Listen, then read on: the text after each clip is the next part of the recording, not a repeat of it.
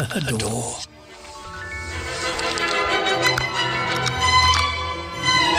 But she can be fussy. He's going to have his work cut out.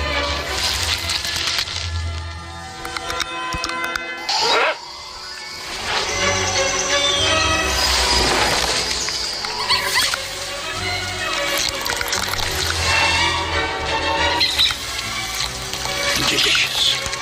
The food he has brought has enabled her to produce 2 precious eggs. She will keep them safe for another 6 weeks, until the young have grown and fledged. And then both she and they will break out of their confinement. But until then, this devoted couple are going to be very busy indeed.